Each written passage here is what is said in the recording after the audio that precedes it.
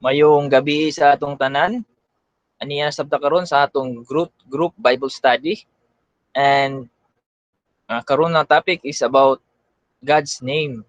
So before that, it's my first time to render a message through online format. So naka-experience man ta karon og pandemic, so maski di kita magkita face to face, but through the advancement of technology, maka-deliver gyapon ta og message o ka-fellowship gyapon ta maski kita magkita ay. So salamat sa Ginoo sa mga opportunity bisan na sa kabisi nato sa atong tasatag sa trabaho, bisan na sa hectic sa atong schedule. Salamat sa Ginoo sa opportunity na maka-share ako karon gabi una. May akong napilan na topic is about Elroy, or God who sees and cares for us. So let me present to you my slide.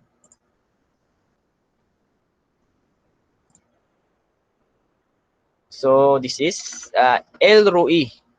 Spelling is R-O-E-E. So Elroy. And the verses is and coverage in is Genesis chapter 16 verses 1 to 16. And please bear with me, it's my first time to render service through online format, so di pa kayo ko comfortable. And before that,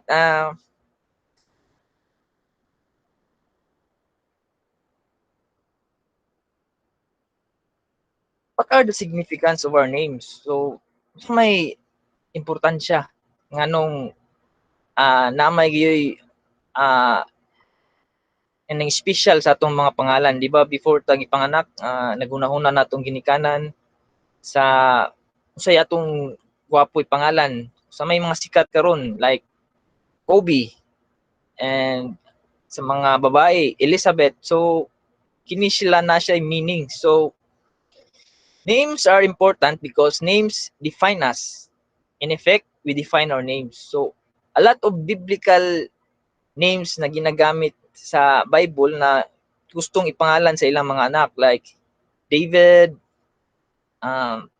Gabriel, Jonathan. Kini sila ano si tagsang na karakteristik na nakatat silang pangalan. So mo pong gusto nila pangalan po sa ilang mga bata. So have you ever wondered what the big deal is about God's name? So ngano man gyud nga big deal man kaayo ang ngalan sa Ginoo.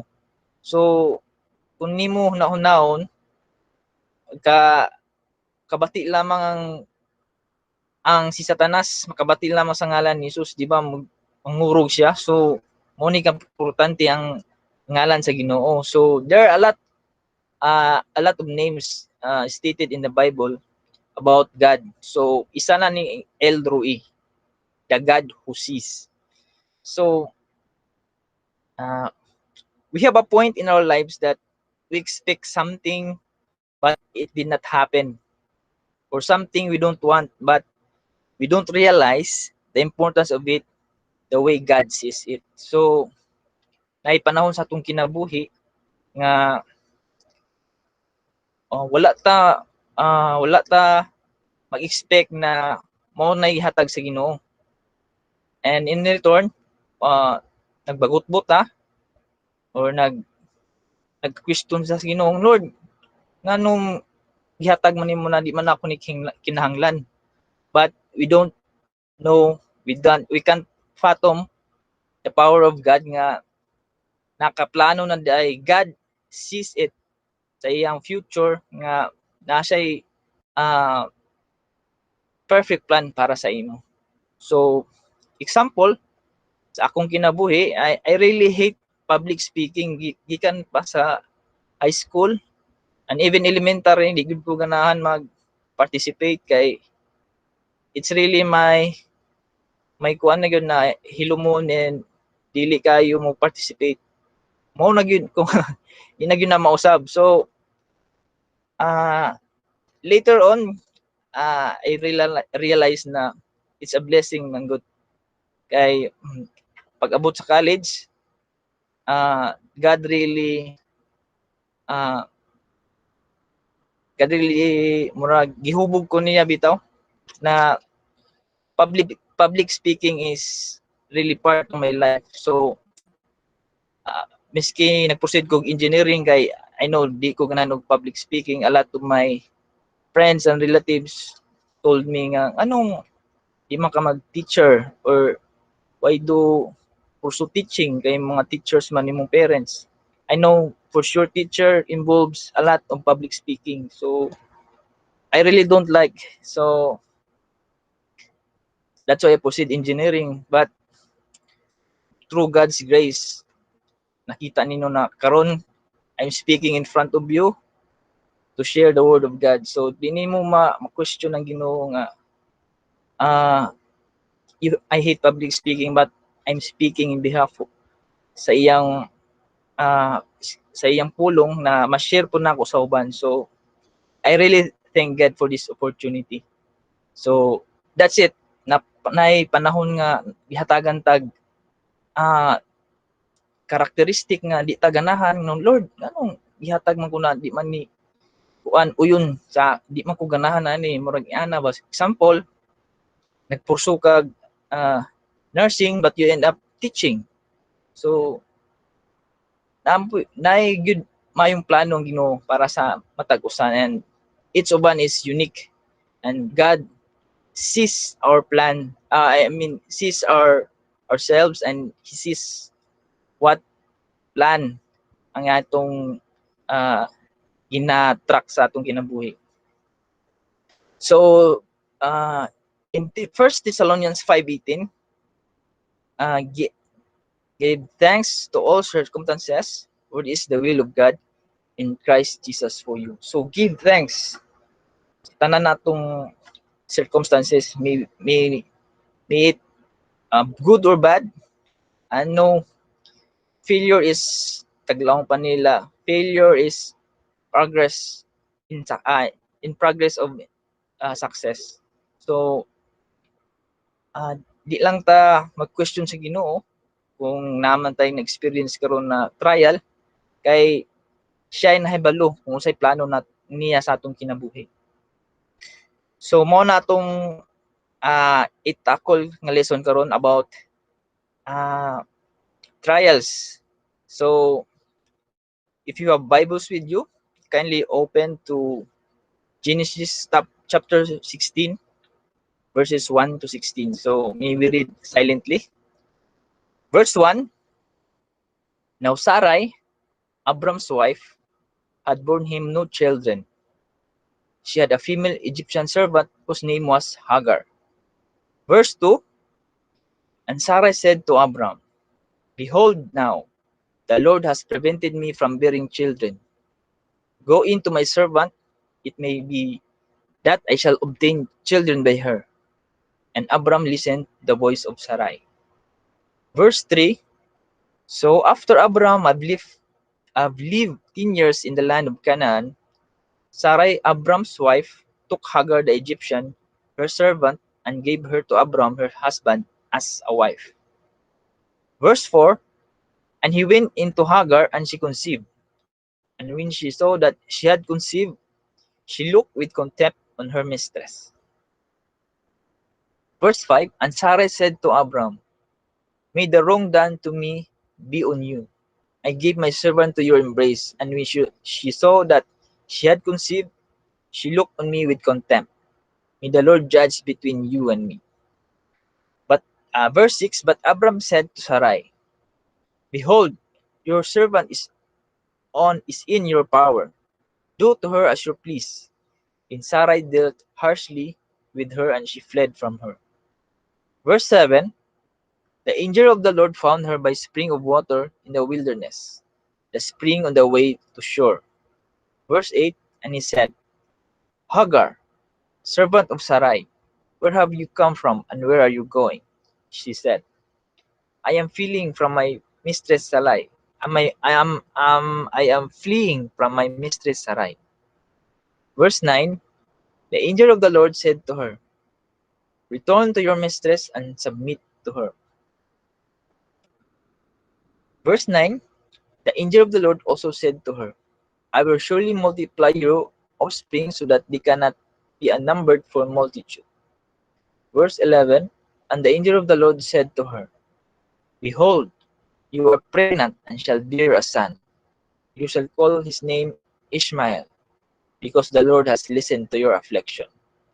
Verse 12, he shall be a wild donkey of a man, his hand against everyone and everyone's hand against him, and he shall dwell over against all his kinsmen. Verse 13, so she called the name of the Lord who spoke to her. You are a good of seeing, for she said, truly here I am seeing him who looks after me. Verse 14, therefore the well was called Bir Lahai Roi. It lies between Kadesh and Bered. Verse 15, and Hagar bore Abram a son, and Abram called the name of his son, whom Hagar bore Ishmael.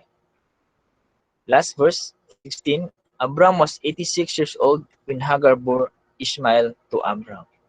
So, thanks be to God. So, ang panita, our gracious Heavenly Father, Lord, thank you for this wonderful night you have given to us. Salamat, Ginoo, sa opportunity na makashare ako. Salamat, Lord, sa blessings, sa gihatag nimo sa among kinabuhi. Countless blessings, O God. Thank you, Lord, for your scripture na among pagkatunon karon. Give us wisdom and knowledge to understand, and we apply it, Lord, in our daily lives. Lord, strengthen us and guide us, Ginoo, sa among pagtuon karong gabi na, Lord. In Jesus, Amen. So, I know familiar mo aning story ni Abram and Sarai. So, mura na siya telenovela. Basta na-involve ang tulo ni sila murag third party si Hagar. So balik ka sa first verse. They have Hagar and Sarai is Abram's wife. So katuning panahon nga nagpromise ang Ginoo na Sarai would bear a child, owning and Abram will be the father of all nations. So ka-remember mani sa Sunday school, sa ginabalik-balik ni sa mga sa tong teacher pagtudlo sa una mga gagmay pa about their story. So karon ato i-dig deeper pa unsay lesson makuha nato ani. So as God promised nga si Sarai and Abram will have a son, or wala pagi kuan nila kung babae ba lagi will have a baby, but wala sila makahulat kay kaning si Sarai is almost 65 years old, and Abram is already 75 years old, and they're living 10 years pag yun sa kanan. So plus 10 pag yun. So kung sa ato pang panahon imposible na gyud makaanak. So amid sa meski sa advancement of technology sa atong mga panahon karon mo edad na gali 30 ang babae, murag lisod na gyud paanak na anay mga complications or something, unless kung naay itawag na surrogate mother or naay stem cell ginagamit, but mahal. So kung natural lang yun na pagpaanak mo sa karon nga edad na 30 to 40, very risky na yun bisan sa advancement of technology. How much more sa unang panahon na 65 years old and 75 years old. It's really impossible sa atong panahon karon kung compare before. So mao tong si Sarai nag-worry na siya nganong nag-promise man Ginoo nga hatagan ko baby nganong hantud karon wala pa.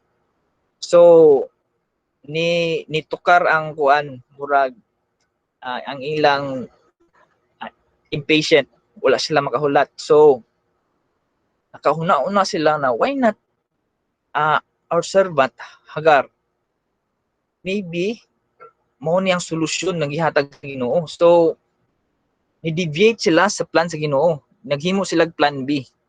So mao na nakahuna-una si Sarai nga pwede man si Hagar ipaasawa sa akong bana na si Abram and could bear children because Hagar is still young. So kini si Hagar wa takabalo kung gipalit ba ni nila or gi-force ni na mahimong slave. So the Bible is silent about it, but we are for sure that is from Egypt. So to cut the story short, verse 2, as Sarai said to Abram, behold, now the Lord has prevented me from bearing children. Go into my servant, it may be that I shall obtain children by her. So nag-shortcut sila, wala sila makahulat sa plano sa Ginoo. Gipaasawa ni Sarai si Hagar sa iyang bana ni si Abram para magkaanak sila. So to cut the story short, nag-conceive si Hagar, nabuntis siya. So dito na nagsugod ang conflict. So at first si Sarai mo ay naghatag ideya nga why not himon si Hagar nga imong wife para magkaanak na gyud na sure na magkaanak kay Hagar still young. Then pagka nabuntis na dito na nagsugod ang conflict. Murag of course sa atong human nga kuan consideration na insecure si Sarai kay sa dugay-dugay na ning ampo sa mo wala siya makaanak. Then pag abot kang si Hagar ni buntis, so pasabot ato siya ang diferensya dili si Abraham. So nanay kining insecurity. Verse 4 giingon diri, and he went into Hagar and she conceived, and when she saw that she had conceived, she looked with contempt on her mistress. So dito na nagsugod. Then Sarai said to Abram, may the wrong done to me be on you. So dito na nagbinasulay na sila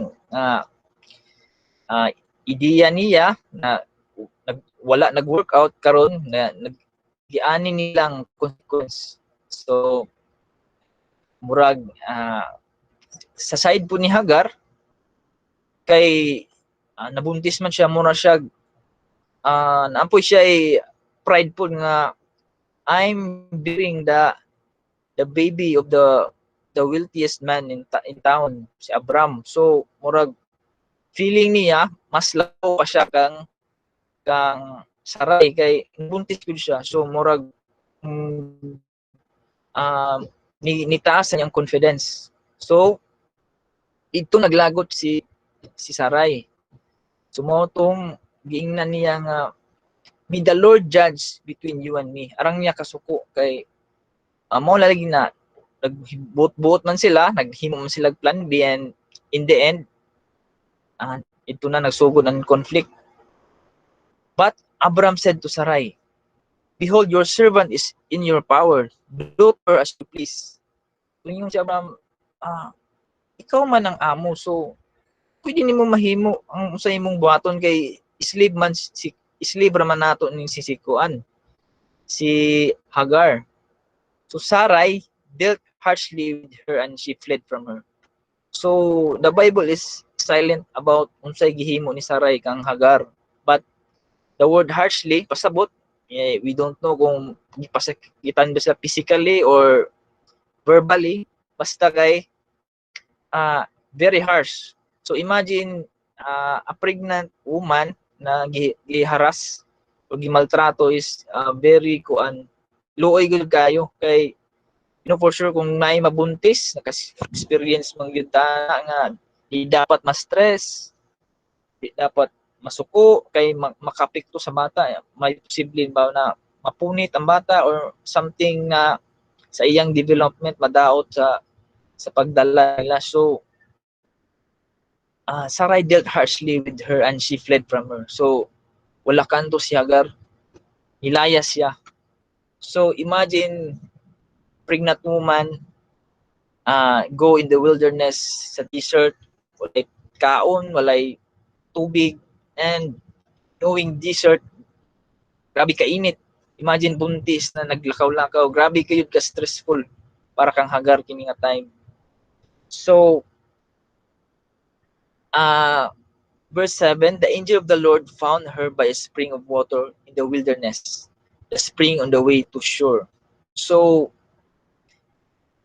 the Lord dispatches, I love the word found her. So Lord dispatches his angel to find Hagar.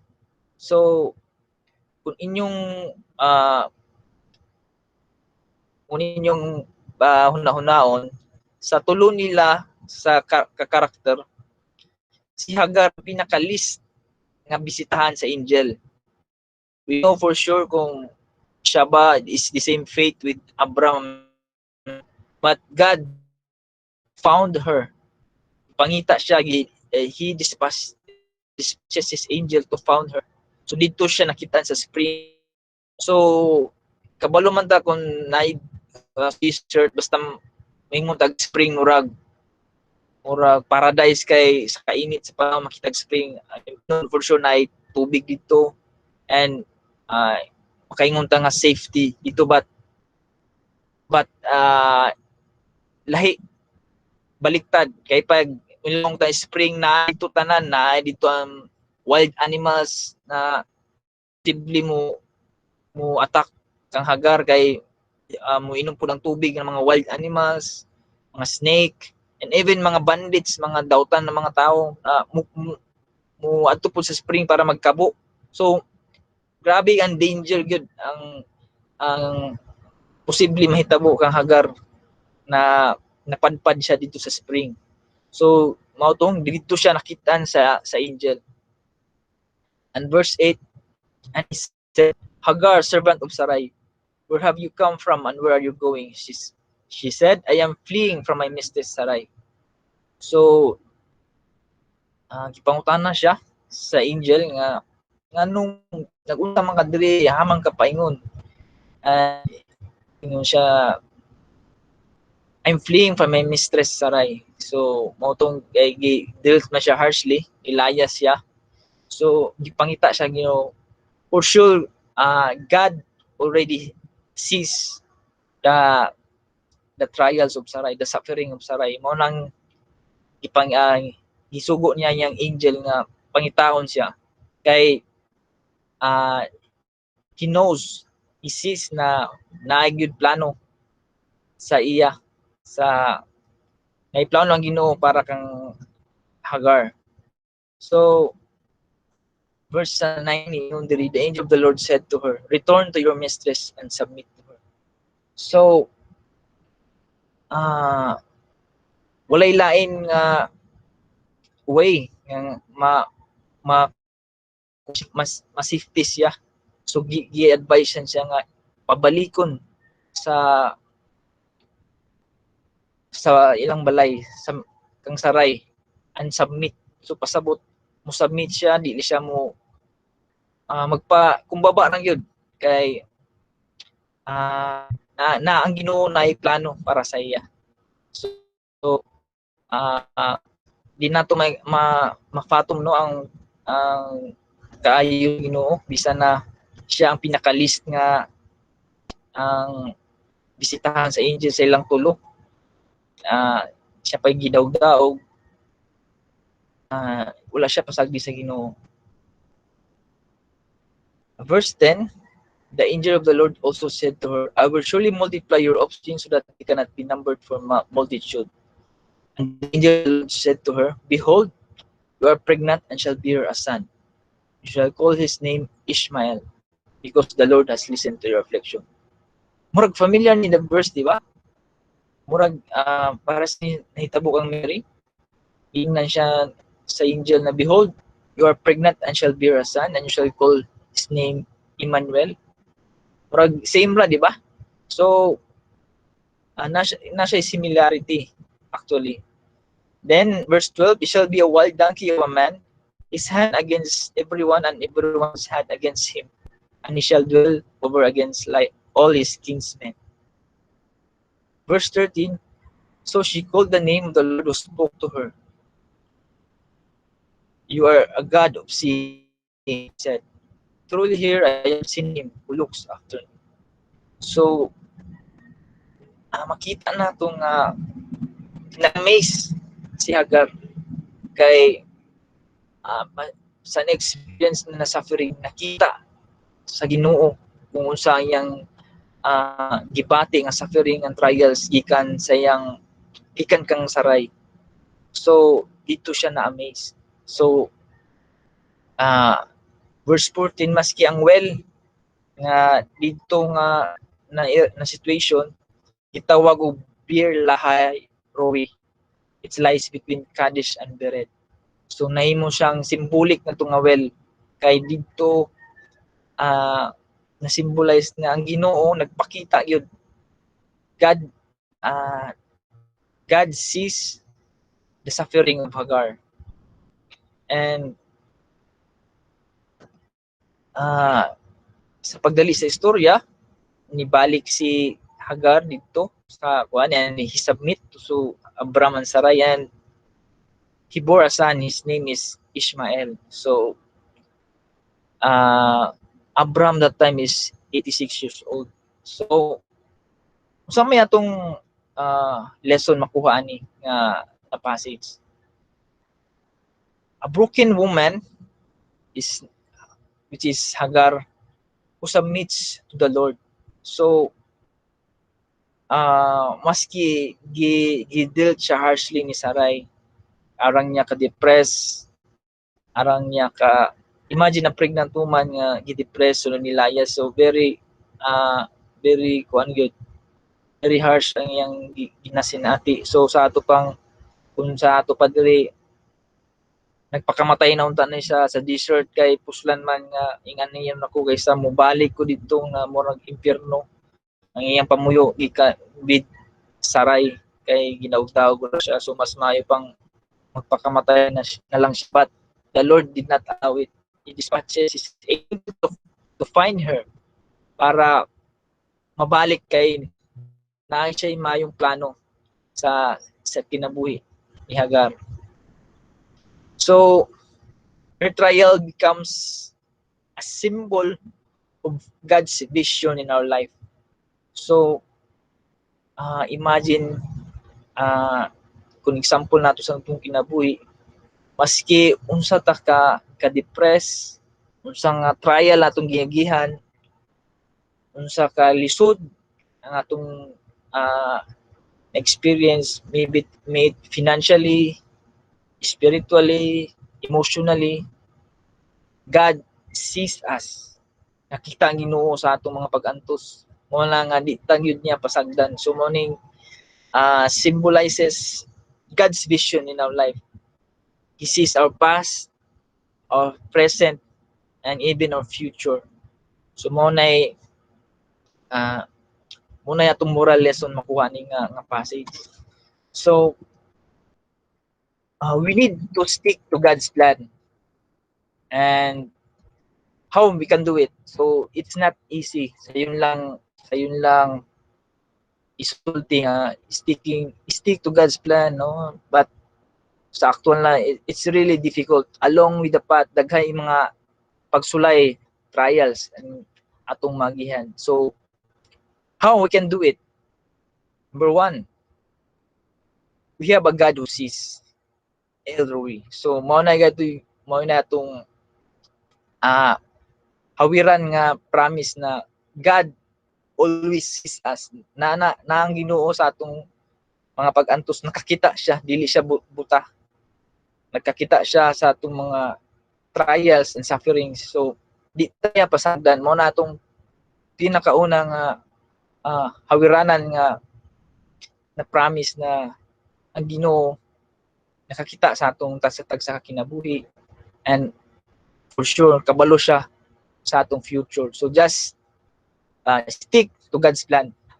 Then kaduha, when we move from His plan to our plan, it will never works. So mao tong nahitabo kang Sarai ug Abram. Di man to sila makahulat.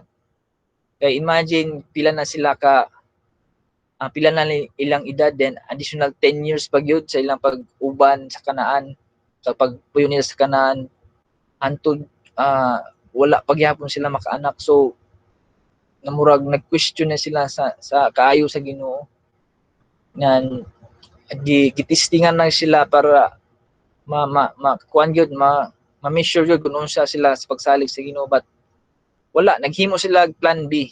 So mao to, through the life of Hagar, dito nila gikuan nga mao na siguro ni ang plano sa Ginoo, solusyon na siguro ni sa Ginoo. So ang Ginoo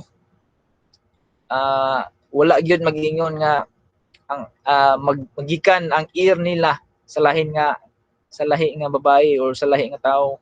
Nag-ingon man na directly from them. So anong nagbut-buot man sila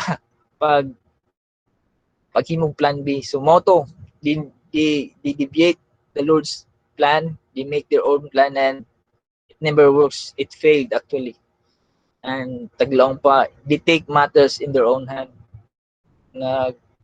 Maniobra nila kay manong sila na anong di siguro ni kuan kabuton sa Ginoo, mao ni ang solusyon siguro si Hagar. So mao na, so sa atong kinabuhi, kung ma-feel nato na Lord, nganong kadugay man nimo gihatag nga akong request nimo. So nangita kag lain paagi nga may kaingon kag mao na siguro ning plano sa Ginoo, pero wa nimo giampo nga kuan di day tumawang will sa Ginoo. So you end up failure. So pag kuan na failure, sugod na dahil magbasto sa Ginoo. So just stick to His plan. So mao nang yun ang gingon sa Ginoo. So number 3, while waiting, never panic. So sa situation nila Abraham, Sarai, they did panic. Nagpanic sila. Imagine 10 years na sila sa Kanaan, then hantod na wala pa gyud sila makaanak. Then the Lord has promised them na Abraham will be the father of all nation. Then pila ng edad nila, so they really question unsang greatness sa Ginoo. So do not focus on the promise, focus on the promise giver. Nag-focus man sila sa promise, and wala sila makahulat, mo tong naghimo sila laing plano, but just focus on the promise giver, ang Ginoo. So di nato ma-question kung nganong gi-delay niya, kay nakita na niya, na-foresee niya unsa yung plano niya sa kinabuhi. Just trust Him. So have you familiar sa joke about nakabati naman ni about certain woman nag-desire, nag-pray for a lifetime partner at the age of 20. Ang iyang prayer is, Lord, give me a perfect man. So grabe kataas sa iyang standard, perfect. So wala gi-honor sa Ginoo, wala si dungga sa Ginoo. Abot niya 30, nagbago ang iyang pagampo, Lord, give me a good man. So from a perfect man to a good man. So medyo niubos ang iyang standard from a perfect man to a good man. Wala gihapon. Pag-ijad niya 40, Lord, give me a man. So from perfect, from good to a man. So wala na daghan storya, give me a man. Murag napanik na siya, sugod na siya desperate. So at the age of 50, morning question na siya, Lord, hain naman, wala pa man. So mo na, just example nga, while waiting, never panic. So nagpanic na siya kay wala man gitubag sa Ginoo ang pag-ampo. Maybe it's because standard ra kayo siguro ang iyang pag-ampo, and maybe nagiplano ang Ginoo para sa iya na di nato ma-question. So inga na pod, sa atong paghulat sa promise sa Ginoo, should never panic, sticking to God's plan. And way back sa akong college days, I graduated 6.5 years. So di gyud lalim ang paghulat na mo graduate, and sipog na gud sige pa nga na allowance kay taglaong pa na overstaying na kao. So you need to graduate na, and the pressure is not easy. Grabe na pressure gyud. And kung napakoy plan B, buhat na itong plan B, which is to transfer or other school or quit, find another course. But sayang man, ay gamay kay kulang. So I just wait and grasya sa Ginoo tungod sa inyong mga pag-ampo bisan na sa suporta sa akong family, nakagraduate. And I'm speaking to you I'm speaking in front of you now and sharing the word of God na ang kaayo sa Ginoo di nato ma-question. So just wait and stick to His plan. And number 4, never ever give up. So ayaw jud pag give up. Just pray nga, I know Lord, ikaw may nag-promise. I know di ta mo tuon ng praise na promises are made to be broken. But ang Ginoo gali mag-promise, ija ko ng tuparon, di man instantly, but I know in His time iyan ang paningkamutan na matupad. Like for Hagar's trial becomes symbol of God's vision of our lives. So she never give up. Kung nag-give up pa siya sa paglayas pa lang niya dito sa wilderness, nagpakamatay na siya, nagpakaon siya dito sa mga wild animals. So she never give up, although gidilt siya harshly ni Sarai, but still nangita siya gyapon siya. Di wala man, silent man ang Bible nga nag-ampo siya sa Ginoo nga, Lord help me. Wala man, silent lang, but I know for sure she never give up. So God sent His angel and find her, and ibalik siya dito, Sarai and Abraham. So never ever give up. So sa atong tagsa-tagsa ka kinabuhi natay mga trials na nagihan, and mo action na tag give up, just remember this passage. Elroy, God sees. Nakakita ang Ginoo sa atong mga trials, sa atong pag-ampuan. He really cares for us. So atong moral lesson na kuha karon gabi is there are many moments in our Christian walk where we feel alone, isolate, and invincible. Whether it's in the trenches of our motherhood, at work, in our business, waiting to find our spouse, God sees us. He knows our needs. It's astonishing to think the God of the universe cares about what you are doing right now, that He sees you and is watching over you. So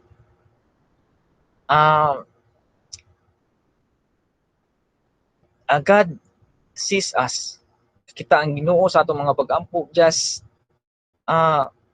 trust Him, pray, and focus on the promise He has given to us. And I know for sure God has a perfect plan in our lives. We just trust Him and stick to His plan. And for the challenge, Can we learn to accept the things that comes in our lives that we don't like or we don't want, but instead thank God for it because He sees the way we cannot see. So naay panahon sa atong kinabuhi nga gihatagan ta sa Ginoo nga wa nato kinahanglan o bita or dili ta ganahan, but accept it.